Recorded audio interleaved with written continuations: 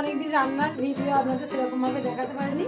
তো এখন হাতে লাল শাক, একদম তরতাজা টাটকা লাল শাক, দেখুন সেই মেথা চিংড়ি যেটা বলে সেই গুঁড়ো চিংড়ি দিয়ে এই রান্নাটা করবো। রেসিপি দেখুন একদম টাটকা, তো আমি ছোট ছোট করে কেটে নেবো। প্রথমে বড় বড় করে কেটে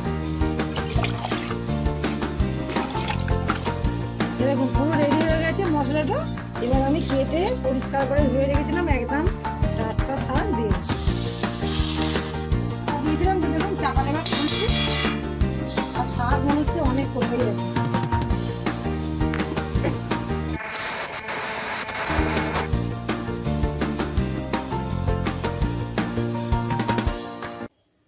নমস্কার বন্ধুরা, আমি নীলিমা, আমার চ্যানেলে সবাইকে স্বাগত। বন্ধুরা ভালো আছেন তো? আশা করি ভালো আছেন, আমিও ভালো আছি। আমি অনেকদিন রান্নার ভিডিও আপনাদের সেরকম ভাবে দেখাতে পারিনি।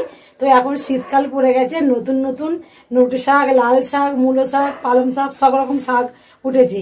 তো আমি আজকে রান্নার রেসিপি আপনাদের দেখাবো লাল শাক। তো লাল শাক আমাদের কিন্তু দেখুন নিয়ে এসছি হাতে লাল শাক, একদম তরতাজা টাটকা লাল শাক। দেখুন মানে কিছু কিছু দু একটা নোটে আছে, লালও আছে, তা এটা চাষের শাক। তো শাক নিয়েছি, আর এর সঙ্গে একদম যে গুঁড়ো গঙ্গার চিংড়ি মাছ পাওয়া যায়, সেই মেথা চিংড়ি যেটা বলে সেই গুঁড়ো চিংড়ি দিয়ে এই রান্নাটা করবো, এই রেসিপিটা লাল শাকের। তো আপনারা ভিডিওর সঙ্গে থাকুন, আশা করি ভালো লাগবে, আর দেখতে থাকুন শাকটা কি করে বানায়।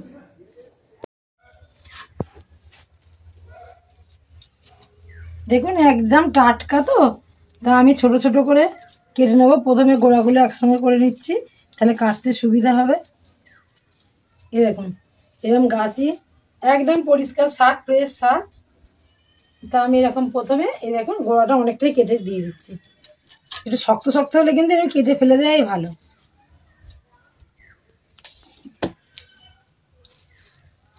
এই দেখুন আমি বড় বড় করে কেটে নিচ্ছি। এই শাক কিন্তু একদম নরম, গলে যাবে, খুব সুন্দর হবে শাকটা। তো শাকে তো চিংড়ি মাছ যে কোনো বড় ছোট সব রকম পড়লে ভালোই লাগে। তা আমি কিনেছিলাম, তাই ভাবলাম শাক দিয়ে এই রেসিপিটা করি, আপনাদের দেখাই কেমন লাগে। চিংড়ি মাছ তো যা দিয়ে করবে সেটাই টেস্টি হয়। আর শাক কিন্তু শীতকালে দারুণ অনেক রকমের শাক পাওয়া যায়, অনেকভাবে সবাই রান্নাও করে।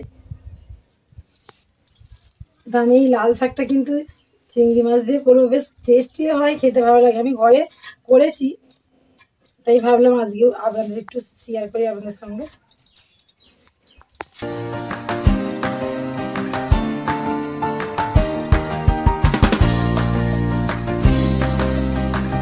দেখুন ভালো করে ধুয়ে নিচ্ছি, বালতিতে করে ধুয়েছি, সেই জন্য আর একবার ধুয়ে নেবো। প্রথমবারটা আগে তুলে নিই। দেখুন জল পুরো কালো, মানে কাদা। টাটকা শাক, একদম একটা পচা নেই ভেতরে, এত সুন্দর শাক।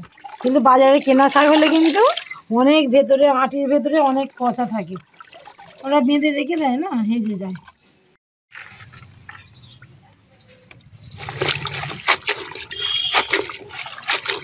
ভালো করে কিন্তু শাকটা ধুয়ে নেবেন। দেখুন আমি দুবার তিনবার ধরে ভালো করে ধুয়ে নিয়েছি।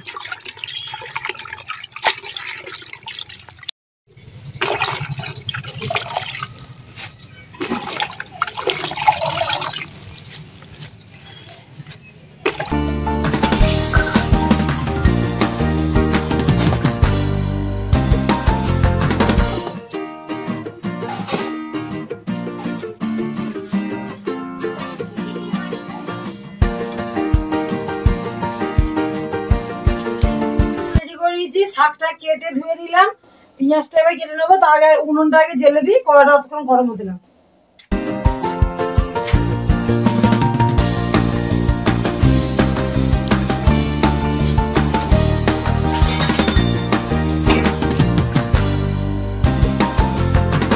তো কড়া বসিয়ে দিলাম। এবার এই দেখুন শুকনো লঙ্কা কটা লাগবে, কেটে নিই। বর্ষাকাল মানে সবে গেছে তো, আর শুকনো লঙ্কাগুলো দেখছি একটু কালো কালো মতো হয়েছে।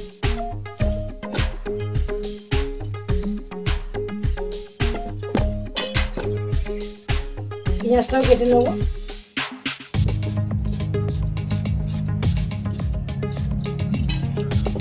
দেখুন পেঁয়াজ আর রসুনটা একটু থেতো করে নিচ্ছি।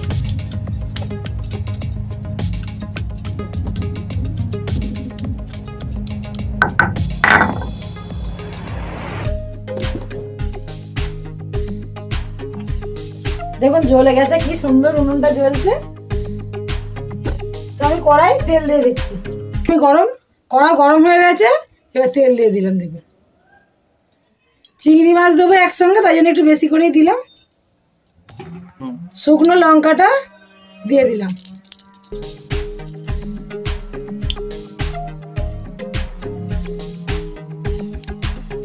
উনুনে তো তেল দিয়ে দিলাম, গরম হচ্ছে। আর এই দেখুন লঙ্কাটাও দিয়ে দিয়েছি। চিংড়ি মাছটা না খুব ছোট ছোট চিংড়ি, মানে সেই মেথা গুঁড়ো চিংড়ি বলে আমি একটু চিংড়ি মাছটা অল্প একবার খালি এরকম সিলে দেখুন হালকা করে খালি একবার বেটে দেবো, দিলে টেস্টটা তো হবেই। আর এই যে কাঁটা কাঁটা থাকে একটু চিংড়ি মাছে, সেইগুলোর গালে লাগবে না, আর একদম এত সুন্দর টেস্ট হবে। তো আপনারা এরকম করে একবার খেয়ে দেখবেন, সত্যিই বলছি ভালো হয় খেতে। দেখুন একবার খালি আমি একবার করে ঘষে নিচ্ছি। চিংড়ি মাছের যে স্বাদটা পুরো পাওয়া যাবে। এই দেখুন, আর আমি কিছু কিন্তু করবো না, পুরো বাটা হয়ে গেছে, দেখেছেন তো। আর চিংড়ি মাছটা আমি কালকে এনেছিলাম, তো ভেজে রেখেছিলাম, তাই জন্য ভাজাটা আপনাদের দেখাতে পারলাম না। তো দেখুন কড়া গরম হয়ে গেছে, আমি এবার পেঁয়াজ রসুনটা দিয়ে দেবো।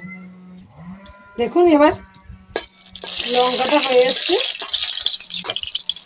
এবার আমি পেঁয়াজ আর রসুনটা দিয়ে দিলাম।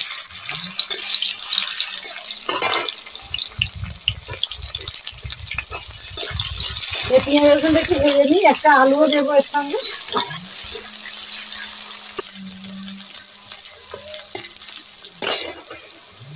দেখুন একটা আলু কেটে রেখেছি, আলুটাও দিয়ে দিলাম।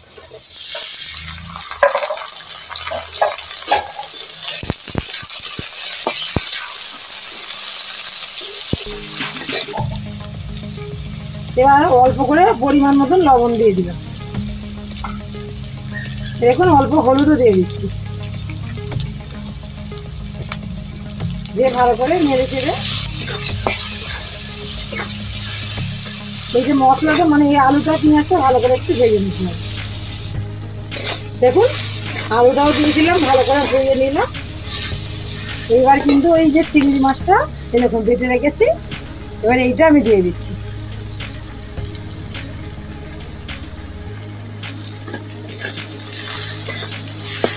বুঝতে পারছেন তো কিরকম তাহলে টেস্টটা হবে।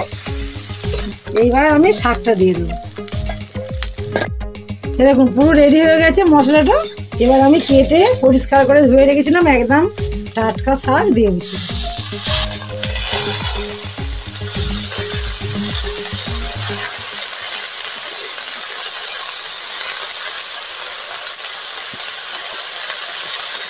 আর এই এতটা দেখছেন তো কড়া ভর্তি হয়ে গেছে, আর যখন রান্না হয়ে যাবে তখন দেখবেন শাক একদম কমে গেছে, আর জল কিন্তু লাগবে না। দেখুন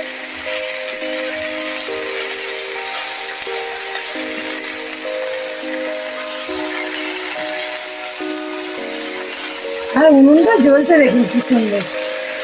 আর এতক্ষণ তো রান্না করতে এসছি, যত রকমের আওয়াজ, কোথায় গাছ কাটছে, কোথায় কুকুর, সব একসঙ্গে। দেখুন এবার আমি চাপা দিয়ে দেবো।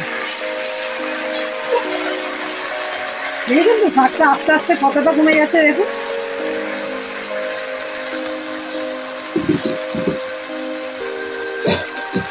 তো আমি একটু ঢাকা দিয়ে দিই 10 minute. A few minutes later. চাপা দিয়েছিলাম, তো দেখুন চাপাটা এবার খুলছি, আর শাক মনে হচ্ছে অনেক কমে। এই দেখুন একদম শাক রান্নাই হয়ে গেছে, আর কিচ্ছু করতে লাগবে না। শাকটা দেখুন কি সুন্দর আর নরম, একদম গলে গেছে। দেখুন এত সুন্দর হয়েছে। এই লাল শাক দিয়ে শুকনো শুকনো ভাত খেতে খুব ভালোই লাগবে। আমার শাক রান্না হয়ে গেল বন্ধুরা। তো শাকটা হয়ে গেছে, আমরা যখন খাবো পরিবেশন করবো আপনাদের দেখাবো। আর সত্যিই খেতে ভালো হয়, আপনারা একবার হলেও এই রেসিপিটা বানিয়ে খেয়ে দেখবেন। মানে একদম তো জল লাগলো না, দেখছেন তো শাকের জলই সেদ্ধ হয়ে গেল। আর একটুখানি ছোট একটা আলু দিয়েছিলাম, আর পেঁয়াজ রসুন শুকনো লঙ্কা, আর বড় চিংড়ি থাকলেও দেবেন, আমার ছোট চিংড়ি ছিল, আনা ছিল, আমি দেখি ওই চিংড়ি মাছটা দিয়ে কেমন খেতে লাগে, তাই আপনাদের সঙ্গে শেয়ারও করলাম। তো দেখুন শাকটা পুরো রান্না আমার হয়ে গেছে, তাই এত সুন্দর হয়েছে, কেমন লাগলো অবশ্যই কিন্তু আপনারা জানাবেন। আর এই মাখা মাখা মতো হয়েছে, ভাতে মিশিয়ে খেতে খুব ভালো লাগবে। তাই এই সময় শীতকালে তো লাল শাকের সিজন, মূলো শাক, সব রকম শাক পাওয়া যায়, তাই লাল শাক এইভাবে একবার করে আপনারা খেয়ে দেখবেন, অবশ্যই আমাকে জানাবেন কেমন হয়েছে। আর যারা নতুন হয়ে আছেন চ্যানেলটিকে সাবস্ক্রাইব করবেন, পাশে থাকবেন। ধন্যবাদ।